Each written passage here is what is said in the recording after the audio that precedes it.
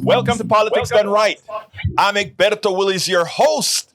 Good morning, Houston. How are you guys doing this morning? Let me give a something in the background. Happy Father's Day to all our great fathers out there who celebrated yesterday. I want to wish you a happy Father's Day. Howard, happy Father's Day to you as well, sir. Van Beber, happy Father's Day to you as well. How you guys doing out there in the studio? Well, we're doing pretty good, Egberto. I managed to wake up with a pulse this morning, so I guess I'm okay. Great. I'm glad to hear that.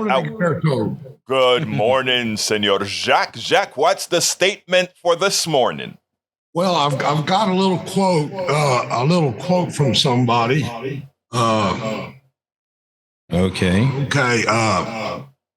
We need the courage to face the truth about what we are doing in the world and act responsibly to change it. And this was a quote by Daniel Ellsberg. Who died? You know what he did. Yes. He did much the same thing that Edward Snowden and Chelsea Manning are doing today. And of course, they nailed them to a cross too. Yes. I believe that activism is, something. I believe Christ was an activist at his heart. His true mortal role in life was activism. He pissed off Pontius Pilate by speaking truth to power. And this is what Edward Snowden did and what Chelsea Manning did. They listened to their conscience and they did what they thought was the right thing. And now they're being persecuted. And in the process, I really have a lot of respect for them. Go ahead. I am with you, brother. In the process, they likely saved a lot of lives for which they won't get credit for. You nailed it, sir. I mean, as usual, you always have something of consequence to say. Well, look, guys, we have a great program for you today. Before I get started, I want to remind you there are many ways to get in touch with us. There are many ways to listen to our programs. KPFT 90.1 FM on the dials, of course. Of course, you can go download the TuneIn from the Android and Apple stores and find KPFT and listen to it on your phone. That way, you can also go directly to our website, kpft.org, click the listen button and listen to us. You can also go to facebook.com/KPFT Houston, facebook.com/KPFT Houston to watch the show live, or you can watch it on YouTube by going to politicsdoneright.tv, politicsdoneright.tv. Subject of the day today, title of the show, Andrew Schmookler discusses dangers of American shallowness and Libs pushback on my take on pharma last week. I went ahead and put the article up on DailyKos, and I got some pushback. I tell you what, I have to start our interview by 15 after, but I tell you, I want to talk a little bit about the pushback that I got on pharma. Everybody who listened to the show last week would know what I'm talking about. Those who did not listen to the show, this particular show last week, let me give a quick synopsis.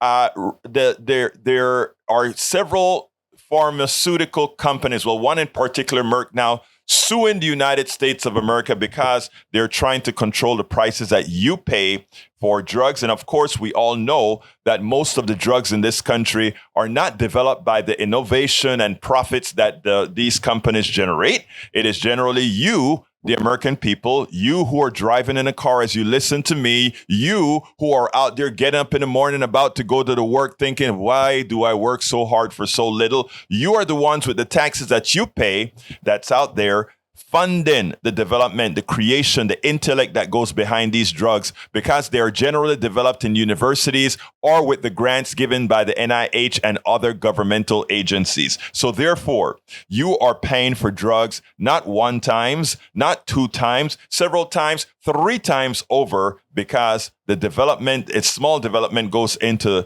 the from corporations. Corporations do not take risks, as they lie to you and tell you the reason why drug prices are high is because we take risks. The reason they are high is that we take risks. They do not take risks. So I got one statement that kind of irked me from one of the writers at DailyKos, which is the most progressive thing. He says, yes, well, over the top, despite the near impossibility of doing control experiments and economic systems, the recent history of both Germany and Korea show that capitalism is the hands down winner in generating prosperity seen in the lowest economic systems. But unchecked, capitalism is brutal and can create far more losers than winners.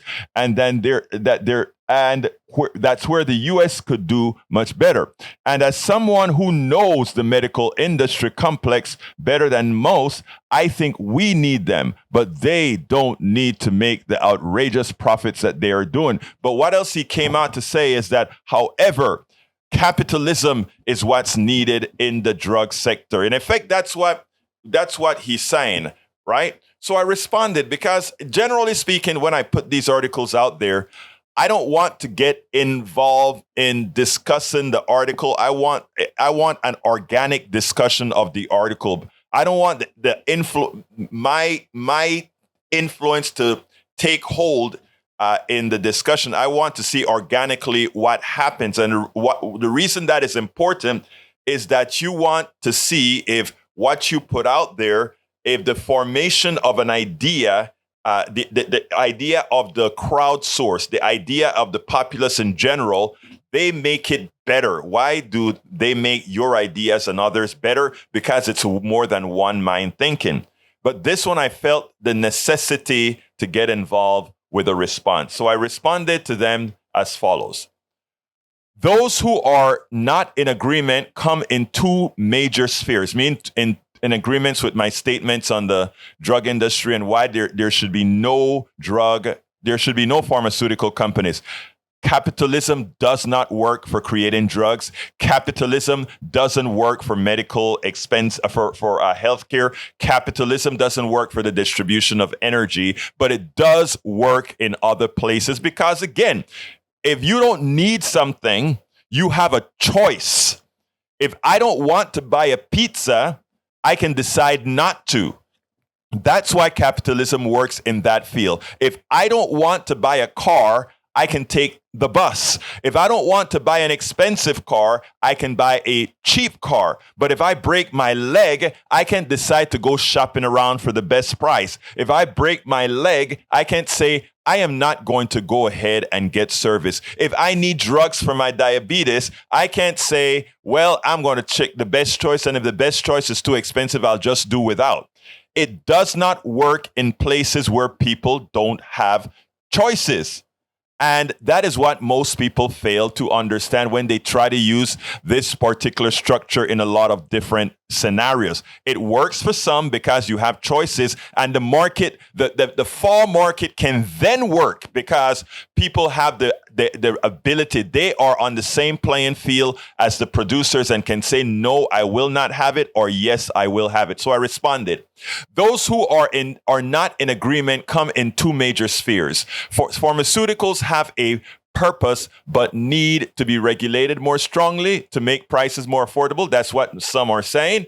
Others are saying, with all of its flaws, capitalism is the only solution when other economic systems from around the world are compared. I disagree with those two statements completely and wholeheartedly. I disagree with them. Why? Number one, while our indoctrination would have you believe that drug companies take significant risks to create drugs and therefore their obscene profits are justified, the reality is different. And I want you to listen, I beg, in detail to what I'm going to say here. Corporations do not take real risks. Why? Most of their risks are offloaded in many forms. Drug companies don't attempt to work on a drug until universities and federal grants prove initial viability. In other words, the universities come out and they find a chemical reaction that works in a cellular form or whatever, and then the drug companies say, we can run with that because they've proven a concept. The fact that they spend more on marketing than R&D is probative. Again, drug companies spend a lot more money marketing any particular product than they spend in research and development for that product. Worse, all companies write off losses on present and future taxes, and as such, any risk is socialized. What does that mean? They talk about, well, most drugs, even though we bring it and we research it and we work with it, it doesn't go to market, so it's money loss. That's a lie.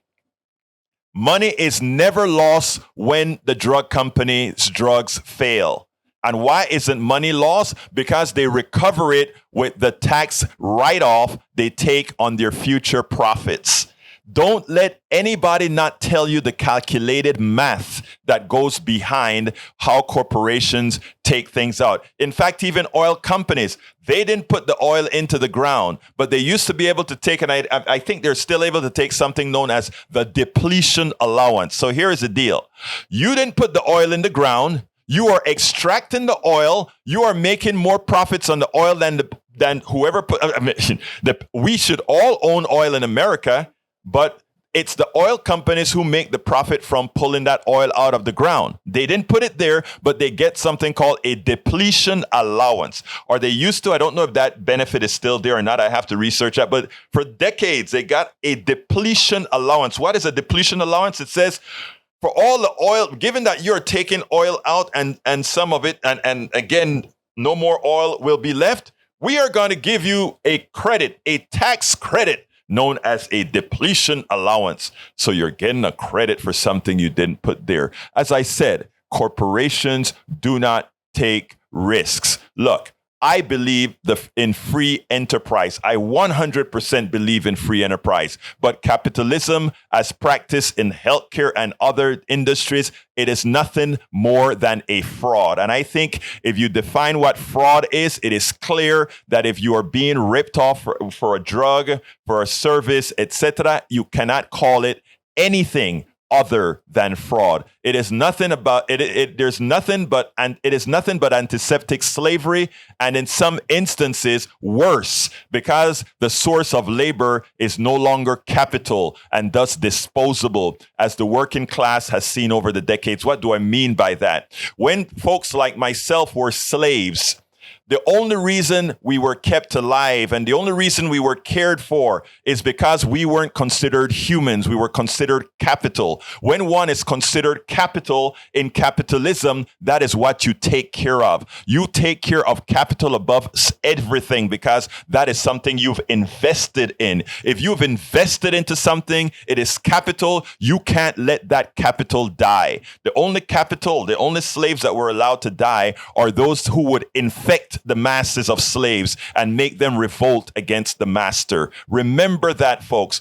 Slaves had to be given a level of care to maintain life because they were nothing but machines and capital, and nobody wants to get rid of their machine, their shovel. Nobody wants to get off their caterpillar that's digging the dirt, etc. You invest in that thing to make sure it can still produce for you. That we do not see better systems, that we do not see better economic systems come into the fold is that we suppress every instance around the world where it is attempted. We have been indoctrinated for too long, and we need to take the blinders off. Our economic system is working as designed. Don't ever sit down there and think, well, we can make this thing better. We can make this thing better. It's the biggest lie out there. It is working as designed. The accumulation of wealth from the masses is working as designed. The mathematical formula, and don't get me, don't misunderstand this. Capitalism and any economic system follows a mathematical formula. If stock prices go up on an average of 7% and an economy grows at an average of 2%. Those who are making the economy run, the working class, the worker, their assets only accumulate on average at 2%. Those who depend on investment, their asset increases at 7-8% per year on average. Those are not my numbers. Those are the numbers that are realized, that you can see every single day of the year. That is what happens. I mean, the stock market goes up and down, but in the aggregate, it goes up. That's a mathematical formula of how things work. Worse, when it comes to taxation, the working man's assets, the working man's income is taxed at a higher rate in the aggregate than the person who invests. In other words, the person who is your master, the person who says, come to work and I'm going to tell you what to do. I own the shares in this company that makes the profit. My taxes on the appreciation of my stock. My stock appreciates because you are a good worker. My stock appreciates because you've made the money for me. And when it's time for me to pay taxes on that income that I make from your work, I pay less in taxes than you do, even though you are doing the work. You want to tell me it's not a fraud? You want to tell me that I am wrong? Please do. I would love to get a call that says, Egberto, you are full of it. That is not how it really, really works. Then I'd like to know, what do I have wrong? Our economic system is working as designed. As the outcomes we said we would occur are happening in real time. The outcomes are, in fact, happening in real time. I'm willing to have a serious and civil conversation with anyone who wants to call and talk in a civil manner and discuss this particular issue on a subsequent program. Because I think unless we are honest with all the American people, unless we are honest with how things actually work, we will continue to flail. We'll continue to be in this particular situation. Before I think I got 2 minutes or so of commentary before I run to the next subject, but I just want to get a commentary from my brother Howard in the studio. Okay, well, you made me wake up on this one. Okay, Egberto.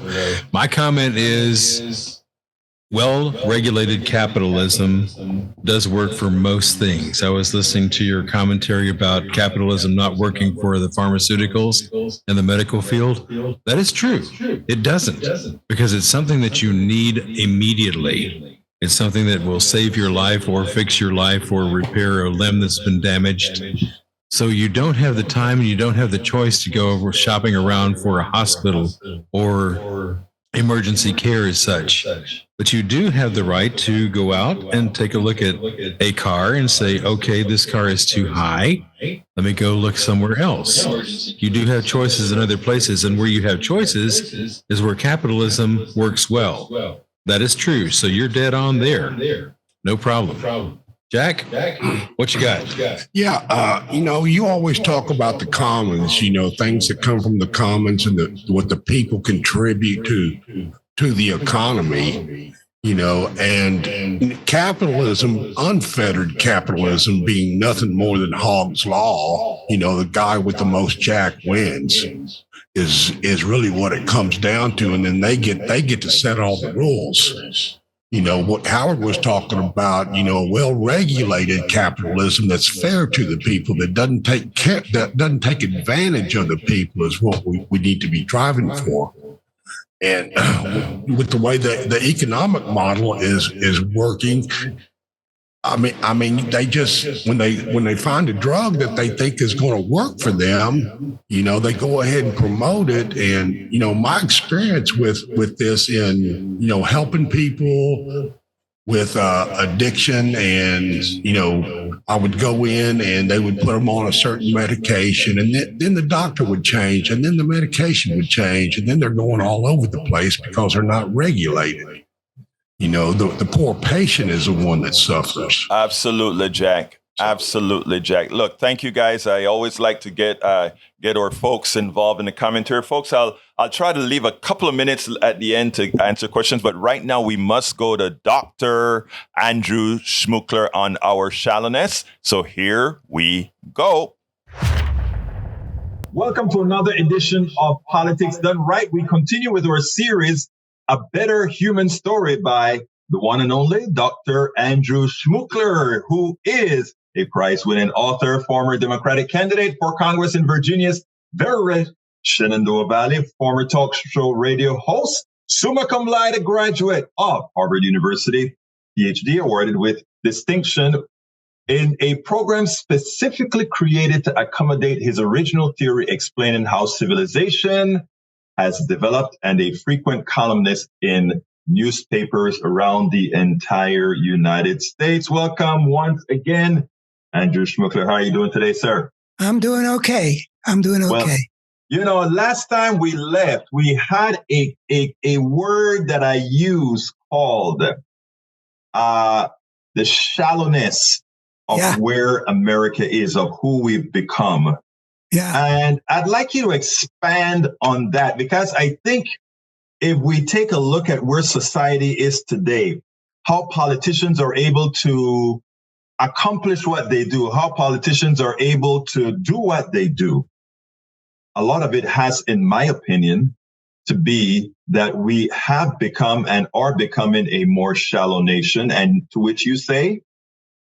Well, the question of what kind of consciousness has developed in America is huge. And I would like to share my own little story. When you said shallowness of culture, I had a lot of things that came to my mind because of what my life has brought me. But so I'll explain a little story about what led me to ask, what the hell is going on? Because the world didn't act like I believed it would act. So here's the story. A lot of this is things that our regular listeners will already recognize, but where it comes from is I had an experience in 1970, which showed me something very, very important, and I think kind of irrefutable, about the story of our species. In particular, it offered an explanation of why human history has been the way it has, and why the world is as screwed up as it is. I think I've delivered in our conversations a couple of statements, which I'll just quickly rehearse, which says any creature anywhere on any planet in this cosmos that takes a step onto the path of civilization will be condemned to embark upon a destructive social evolutionary process like the one that has beset human civilization for over the millennia. I think I can prove that. And I likewise believe that my argument, which I've been working on it for a long time, and it holds water. But anyway, the ugliness we see in human history is not human nature writ large. Now, I think that if people recognized those truths, it would have a transformative effect. When I saw that on a particular day in 1970, it just changed the whole course of my life. It blew me away. I mean, it shook me to my bones. I wept. It shook you to your bones that humanity is better than the humanity you thought it was. In other words, most people are good people. Well, what shook me to the bones was a combination of I saw what had happened to our species and nobody else had ever seen this thing, which is really important. And it answering the question I've been wrestling with for several years at that point, which is why is the world so destructive? 1968 took me to a new place. But the other thing is I didn't know up that point, I didn't know what to do with my life. I had always been goal-directed, but, what sense does it make to fit into a world that's out of joint? Well, I got an assignment on that day, and I worked on it. I got my doctorate. I wrote a 1,600-page dissertation. I got a Ford Foundation grant to turn that big thing into something that could get published. I got it published in 1984 by the University of California Press, who treated it like a big deal. The New York Times gave it a full page. It was a big deal. And I had always envisioned if I could only get this thing out into the culture as I envisioned the culture to be, it would blow other people away too. It would change things. It would have an impact. That's why it was worthwhile to sacrifice a whole lot to get that written. So it gets out there.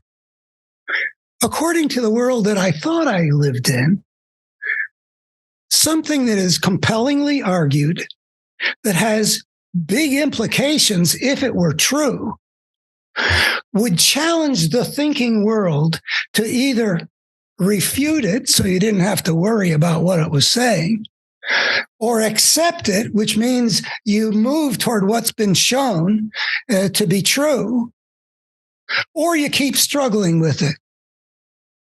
But the world didn't do any of those things. No, of course not. Well, you say, of course not. I thought that I had fulfilled my promise when I got the book out there so well. Esquire magazine put it out there. It was great to be out of the wilderness and no longer quite the nobody. And, it was, and I thought that it was going to happen. People were getting exposed to it. It was no longer this thing that I had failed to get out into the world yet.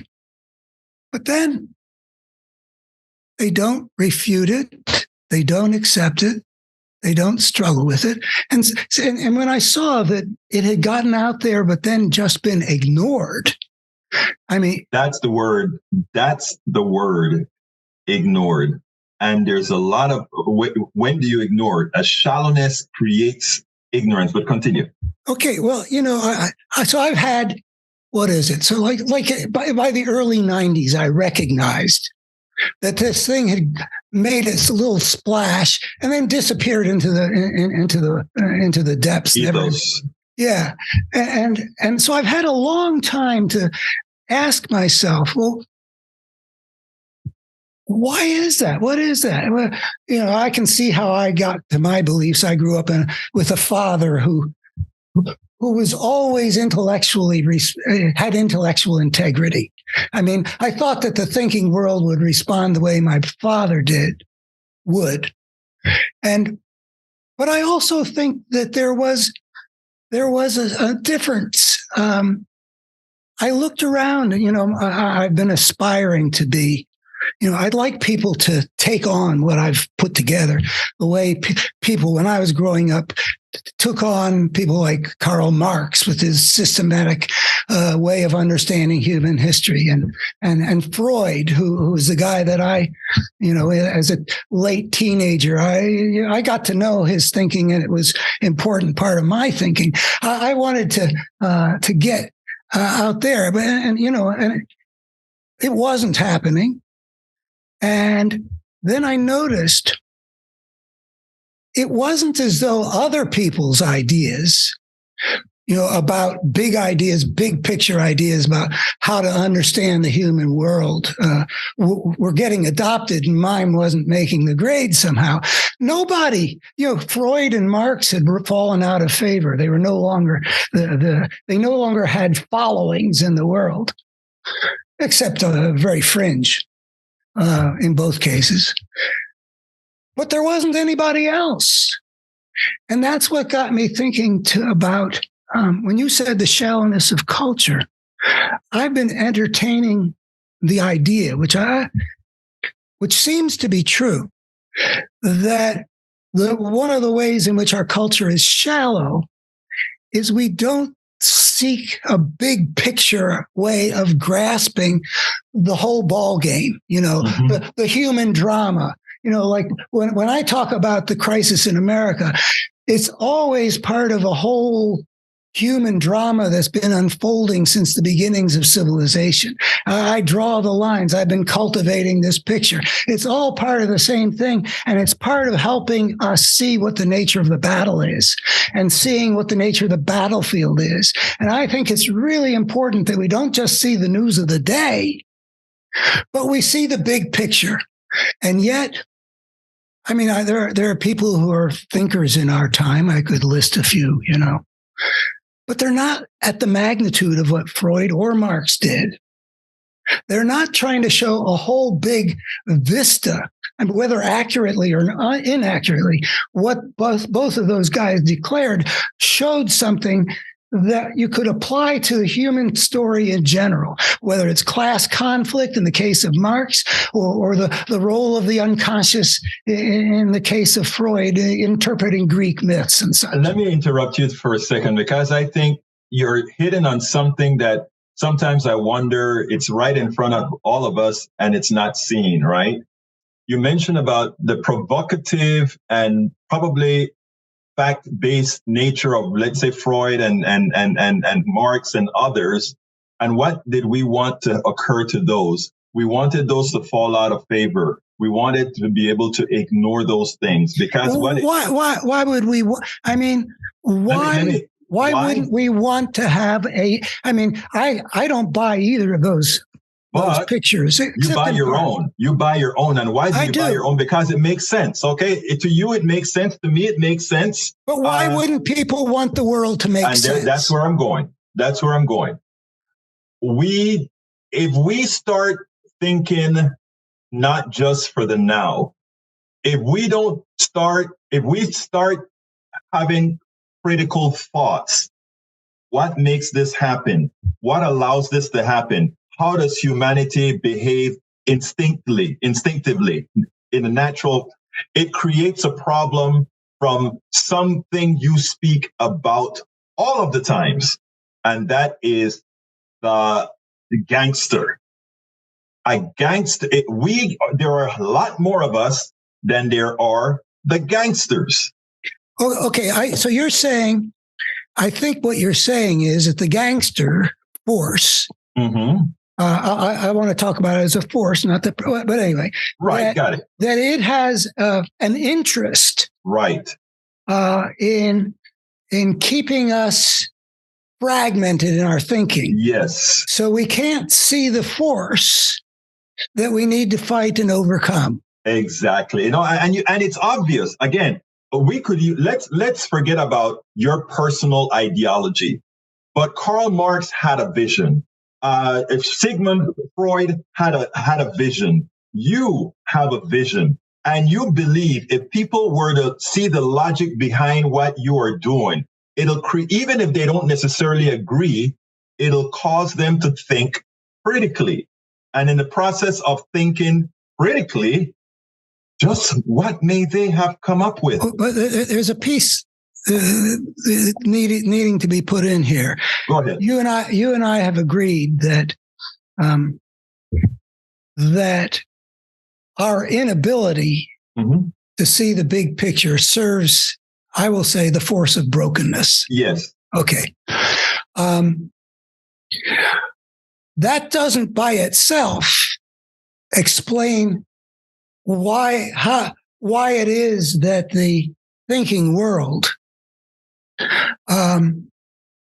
would be disabled or reoriented. I mean, it does. Let's say in the 1930s and 40s and 50s, America, the force of brokenness was alive in the world. They always had an interest in keeping people from seeing certain things. Right.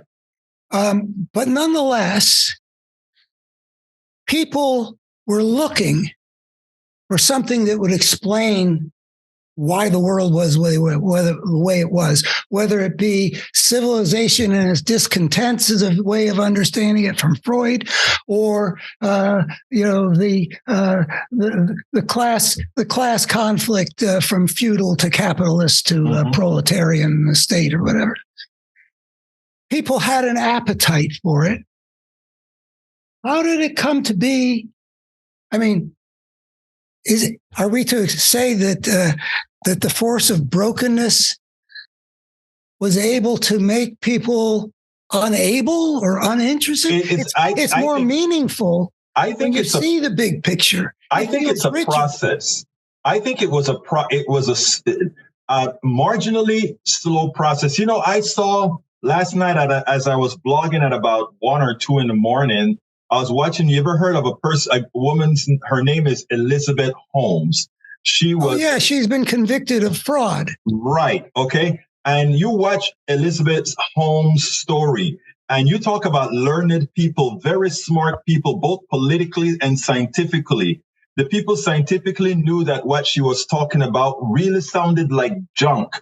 The people in that had power were concerned about if that junk is true. You just watch how the machination went that this fraud from a girl who started at 19 years old with the fraud all the way up to her age now, which is 39. I looked at that, and believe it or not, I thought about you and brokenness and the gangster. Are you saying the gangster? Yeah. Are you saying that the minds of the people whom she conned manifested some inabilities that are relevant to this conversation? Yes. Yeah. Actually, I think you hit it on the nail. I think you nailed it, because what happens is the way our minds work. Look, it doesn't matter that you're a scholar. You happen to be a scholar who are strong-minded. There are not many scholars that are strong-minded. We have that they'll come out and they'll tell their theories, but if one fights back too hard, they don't lose belief in their theory, but they go ahead and they keep it to themselves. Can I take this conversation back to me? Absolutely. Okay. So here I am. I just turned 77 this week. Happy birthday. I probably have reached at least the halfway point. There you go. So I happen to believe my life would be simpler if I didn't. That what I've put together, if it did occupy some significant space in how people in the world think about the human story and the challenges we face, I happen to think it would have a beneficial effect. I think that we would be, and a beneficial effect, I mean, make it improve the likelihood that human civilization will survive the next couple centuries, as opposed to culminating in some kind of self-inflicted catastrophe. Well, I would say that it's doing that already. I mean, the fact that, I found you knew about you. So to take it back to the shallowness of the culture, I'm about to take my show on the road in a couple of new ways. And one of them is putting out a series on DailyKos, where I appear regularly as a reasonably well-respected political commentator talking about the immediate situation. And by the way, let me interrupt, folks. He put an article out there at DailyKos that simply went viral. I kind of got some notifications in it, and I said, "Well, guys, I got him first. You guys just are getting the leftovers of what brother Schmookler has to say." It's the big picture that's my life's mission. Yes. I mean, I want to do whatever I can to help American democracy survive, and I've worked on that pretty full time since I saw what we were up against in 2004. Right. So that's sort of a... Hey, Andy, your camera kind of bumped. Yeah, I want to see your picture. Yeah, there you go. That's fine. Oh, I'm sorry. When you come too close, the head gets chopped. Here you go. Yeah, that's a metaphor for the whole thing, I guess. But yes. So we're talking about, it could have a beneficial effect. I just, whether anybody else believes it or not, it's that belief. No, I'm other people. Okay. I'm not you. Okay. And I'm telling you that in as much as there is for certain things that I disagree with you on, I think your message is so powerful. First of all, I just got glued to a better human story, because those people who believe in our humanity, who believe we're better than what we look like, I think those are the people that we should be concurrently promoting. Go ahead, sir. Well, it's interesting. You should focus on that. I'm going to have to think about that. That might be a direction I should take some things. But if the culture is shallow in the ways that you're talking about, that's one obstacle. And I'm about to put this stuff, the best of my ability. I'm working on it in several different ways. Presenting the big picture on DailyKos, where people are there because they're interested in the battles of this moment, which I'm interested in too. So I write about those. But I'm now wanting to show the thing that's my life's mission to show, which is the big picture, the better human story, which even helps us understand and fight the current battle better than we've been doing. So it doesn't mean, oh, let's stop paying attention to this fascistic force that's taken over the Republican Party.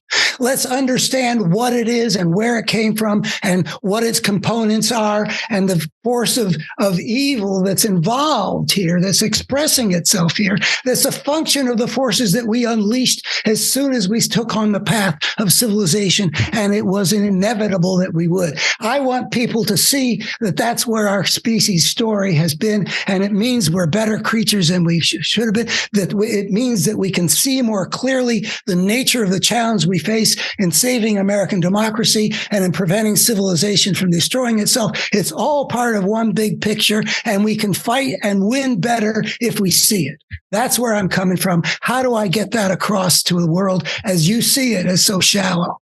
Well, I tell you something. I have to tell it to you in a short story. And by the way, we're going over today because the conversation is so sweet. Okay, but this is what I actually. So I was on a board of a particular organization where I did a lot of blogging and I wrote a whole lot of notes. And in that note, I would have these headlines that would piss the leaders, the other leaders off.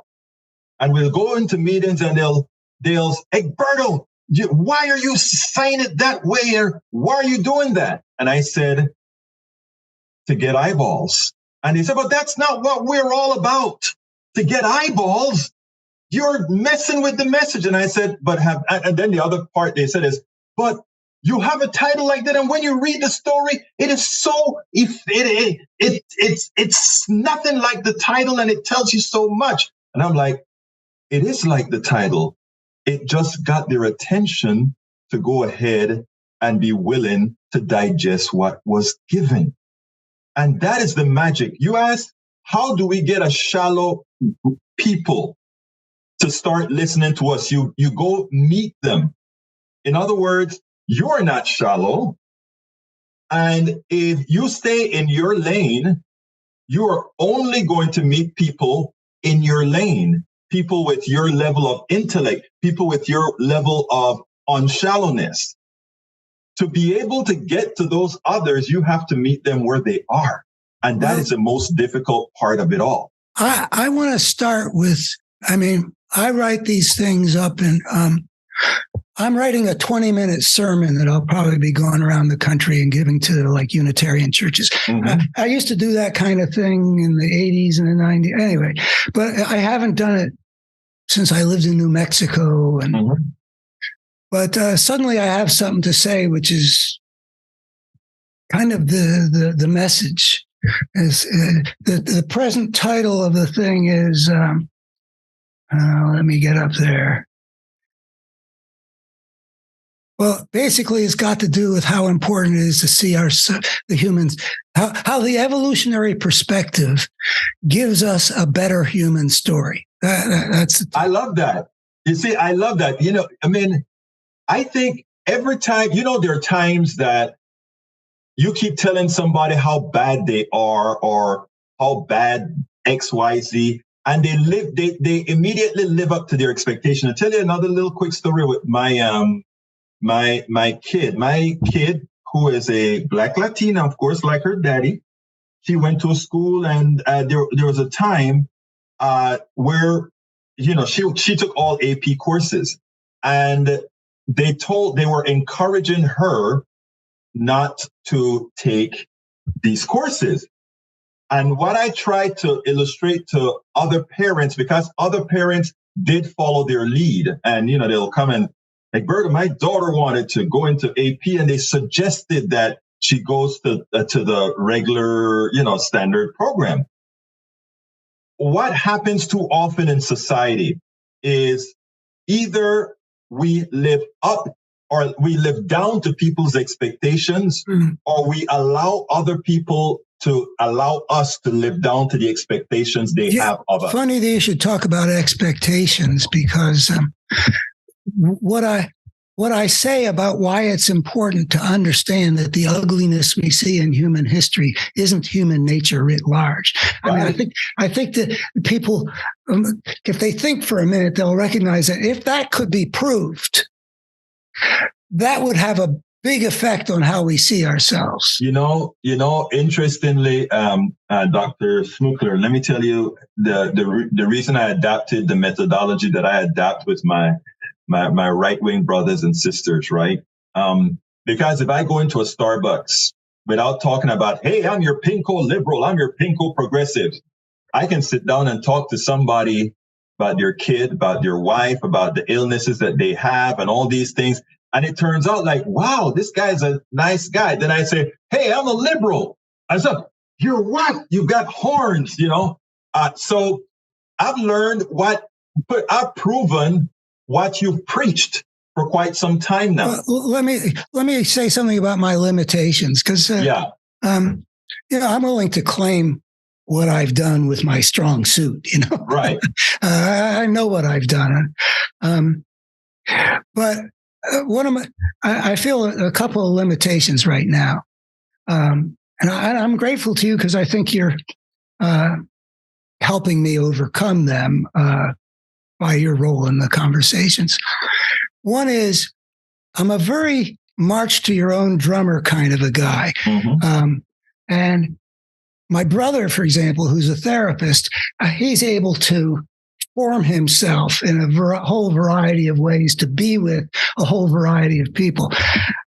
I'm more the cast in a particular mold, right, kind of a guy. And so I can listen to people and understand people empathetically, but I don't meet people on their territory. I meet them on mine. And another thing which limits me is that I'm a product of a different era. True. I'm watching a movie called that I got on my DVR called Friends with Benefits. It's kind of a sweet movie, but it's also kind of shocking. I feel like, am I watching this? Am I watching You've Got Mail, or am I watching porn? And I realize that there's a generation out there watching this movie that's not having the problem I have. Yeah. I mean, it's the old fogey aspect of things, but I don't really, I don't feel like that. I'm intellectually trained. Right. And by a brilliant father and the best education you can get in America. And was always highly motivated. I made of myself everything that I could. And what it is a holistic social visionary thinker coming out of the Jewish tradition in some sense. Andy, let me tell you something, and I say this with a lot of respect. And I say that, I love you, I like you, all that good stuff. Did I do something bad just now? No, you did not. You didn't at all. But what I'm saying is you are just a creature of who you are. Okay. Yeah, and I see the limits. Let me finish. Let me get the shocking part that I want to tell you. Yeah, you are a creature of who you are. You happen to be this white guy who has always who never had to compromise. If you take a listen to what you're saying, which I'm saying there's nothing wrong with that, and I would like to be this. I want people to know that I had to compromise in that I never made a living. I know, but what I'm trying to say, what I'm really trying to say here is more so than most, and you in our conversation that is very evident, right? You don't have you want people to play on your field and all of that. And that's not a bad thing. Let me get what I'm trying to say, because this is not a critique. This is a reality. This is not a critique at all. This is just how things have evolved in this country for the sake of people. Now, in this conversation that we have, right, we are able to expand the horizons of all kinds of folks that are listening to us. Because in the areas where because of history, you are not used to, let's say, doing certain kinds of compromising or whatever. Others are, and in that machination of people with these different points of view, etc., your message as well gets through. And that's why, I know who you are when I said, hey, let's do this series. And I really enjoy them because, again, there is so much to learn, and there's so much that someone like you adds to this entire discussion. And I love the title, A Better Human Story. Yeah, and one of the things that you said earlier had to do with being better creatures than we thought ourselves to be. When I first wrote The Parable of Tribes, I emphasized how it was, in a sense, humbling news, that we have not been the masters of our own destiny, that we have been the victims of forces that we unwittingly unleashed. So I announced it as humbling news, building off of what Freud said. Copernicus showed us that we weren't at the center of the universe. Darwin showed us that we weren't a special creation. And now, says Freud, I show us that we're not masters in our own consciousness. And then I said, and now I show the bad news, the humbling news, that the course that we've taken in civilization has not been an expression of us and of our choices. It was something we fell into that we couldn't avoid. And go finish your thought. I'm sorry. So then, in recent years, when I came up with A Better Human Story, I came up with this thought, which I think, which you're directing me back to also, which is that bad news, in a way, that we're, this thing's out of control. The human civilization is and always has been out of control. I think that should be written up as a theme in its own. But don't forget to title it. Where was I there? Well, let me tell you where you are, because we are way over time. And what I want people to do is come back for what we are going to talk about, because Andy ended today's conversation in a very important spot in A Better Human Story. Let me just finish that thought, because you'll like it. Okay, go ahead. That I realized that I should talk about the good news there, that we have fought ourselves to be as ugly a species as you would get the impression we were if you watched all the ancient civilizations emerge out of hunting-gathering societies to arrive at the tyrannies and empire building and slavery that we see throughout wherever it showed up. Imagine that if what the good news of saying that's not who we are. It didn't matter what our nature was. Any creature would have become the same ugly thing. Dr. Andy Bard Schmookler. We will continue this conversation about who we really are. Thank you so kindly for having been on Politics Done Right. Well, I'm grateful to you, Egberto. All right, folks, let's go to Johnny, who's on the line and was patiently waiting. Thank you, Johnny. Let me race down the hallway here. Yeah, I can agree with your guest in a whole lot of ways. I'm a little bit more pessimistic about humanity in terms of exterminating itself through any number of means, including and especially nuclear attack, because of the fact that our own president has recently acknowledged or admitted or given up to the idea that there's more likelihood of a nuclear exchange. And then at the same time, we have Catholic nuns who are arrested and put into prison for putting some of their blood on a gate of a facility that houses nuclear missiles.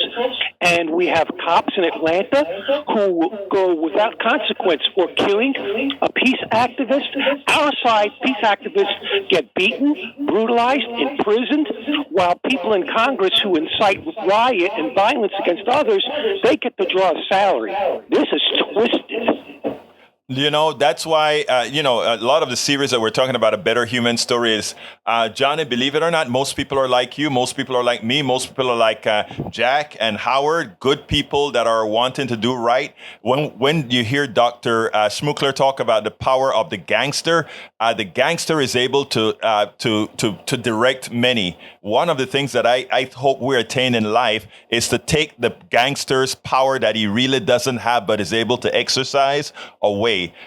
Faith is, I'm not talking about having faith in changing. I'm talking about changing. In other words, too many of us sit back and just think we have to hope that somebody else gets it done. Hell, I was like that, thinking I could do absolutely nothing. And then I said, wait, we have platforms now that we can work with. We have other people that we can interact with. We can decide that we're not going to be our brother's enemy, but realize that what we do have is a common enemy of a very few. And that is what we have to get over. So, Johnny, between now and forever, I am going to positivize you, my brother. I agree with you, and I also agree with the concept of your friend you were talking to today, that I believe there is room on our side for activists to both take a more active, aggressive approach in addition to reaching out, because if the other side senses that the only thing we're ready, willing, and able to do is to preach kumbaya like Joe Biden does, or put daisies and flowers in the bayoneted rifles of National Guardsmen, guess what? Then we will lose. And Johnny, you're absolutely right. Thank you for calling. That is why I love this. Dr. Schmookler has a voice. And if you notice, when he mentioned that he wants folks to play on his field, I said, hey, that's fine. Others are, we have to be like, we attack viruses from many different directions. You have a voice. I have a voice. Howard has a voice. Jack has a voice. Everybody's voices compositely makes a difference. Thank you so kindly for calling, Johnny. Let me give Howard and Jack a quick 10 seconds before we close this baby down. Okay, Egberto. Thank you, Johnny, for calling in. As always, you give us some insight. Very interesting interview you had there. Certainly, we are spoiled with material stuff, and I was thinking to myself, and I certainly am spoiled with my material stuff, too. How about you, Jack? I'm not spoiled at all. Liar, pants on fire. Hey, well, look. I love my motorcycles and stuff like that, my little stuff. But I do recognize that materialism does detract from, people's participation in. Hey, Jack, I'm getting kicked off. You hear the music? Love you guys. My name is Egberto Willies. This is Politics Done Right. And you know how I end this baby. I am what? Out. We spend a lot of time deconstructing the news, trying to parse it into a form that everybody can understand. We try to find those little nitpicks where it flies above the fray, etc. If you really like these videos that we do, I want to ask a big favor. Please go ahead. Number 1, subscribe to our channel. And number 2, please join if you can. Thank you so kindly for watching. Keep watching. Please remember to share. We must populate the entire internet with our progressive message, a message that we know is what most Americans say that they want. So help us, please join.